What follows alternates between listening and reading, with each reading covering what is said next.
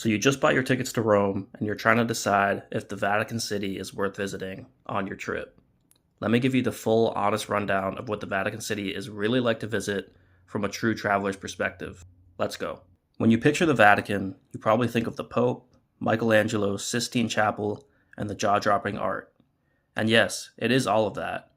But what's it really like to visit as a traveler? I went there with my girlfriend in March, and let me tell you, it's an absolute nightmare. Let's get into it. So yeah, the first thing you'll notice is the crowds. Like, people are going to tell you, get there 6 a.m., 7 a.m. It does not matter what time you go there, the crowds are going to be popping. Even early in the morning, St. Peter's Square is buzzing with tour groups and selfie sticks. Security is tight, it feels like an airport checkpoint. My girlfriend and I even got stopped by the Italian police to check our passports for no reason. The bright side of it, though, is that when you step into the square itself, it is absolutely breathtaking. The bright side of it, though, is that when you step into the square itself, it is absolutely breathtaking. The colonnade around you makes you feel tiny, just like you've stepped into the world's history's biggest stage. So when people go to the Vatican, what people always want to do is go see the Vatican museums. The tapestries, the Raphael rooms, the beautiful art, all of that stuff. But don't think you're going to get in without buying a ticket in advance. The lines are absolutely ridiculous. I don't see how, even if you show up at 7 a.m. in the morning, you're going to get in without an advance ticket. Even my girlfriend and I bought tickets in advance, I think for around 8:30 a.m. We got there at 8:30 a.m. on the dot and still had to wait around 30 to 40 minutes just to get into the Vatican museums themselves. And that's just the outside. Wait until you get inside and you'll see that the museums are so overwhelming. People are packed in like sardines, there are crowded corridors, tour guides waving sticks all over the place, and a steady shuffle forward, group by group, people by people, person next to person. It's very tough to keep up with your group, especially when everything's moving so fast.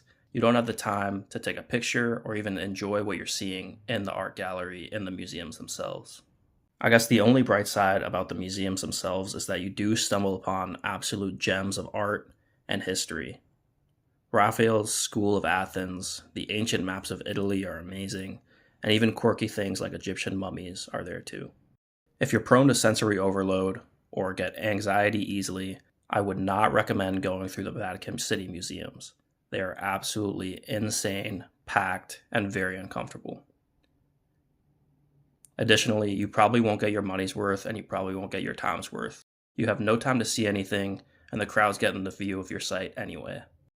Once you're through the absolute chaos of the museums, the tours usually take you to the Sistine Chapel, the moment everyone waits for. Once you're there, it's very obvious and very well known and very in your face that no photos are allowed. Guards will hush you constantly and keep a very close eye on you to make sure you're not pulling your phone out for a good picture. Of course, when you actually look up and see the amazing painting, it is crazy, it's beautiful, it's everything you could imagine.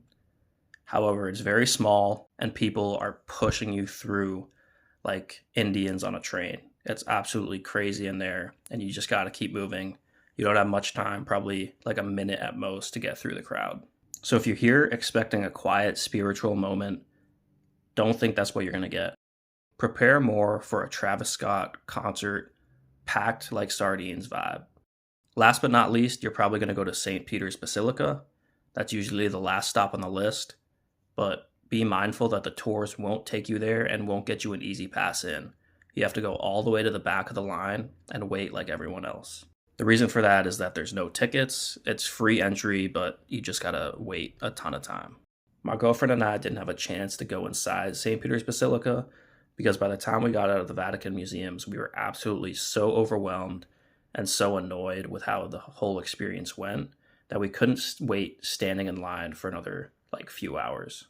At the end of the day, it's really cool what you can see in the Vatican museums and in the Vatican City, but packing people in like sardines, rushing them through like they're on a very tight schedule, it's just crazy in there, and to me it's honestly not worth it. You can honestly see better pictures and better videos online with zero crowds and learn more about what's in the Vatican museums online than seeing it in yourself. That's my honest take on it, but if you're willing to put yourself through that craziness and chaos, here's my advice to you. Expect crowds, expect lines, but also expect moments where you just stop and say, wow, because it really is amazing what you see. Make sure you book tickets in advance and go as early or as late in the day as you can. Pay attention to when the museums open and when they close, especially the days they are open and the days they are closed.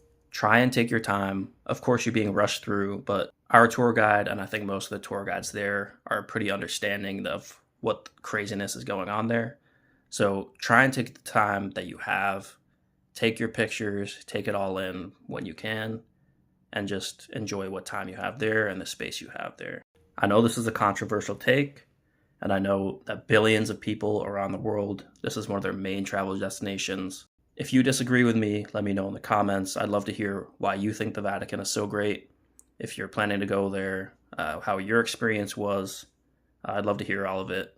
Maybe I just didn't have the best experience, and I need to go again. Thanks for watching this video. Make sure you like and subscribe if you want to see more. Thanks. See you.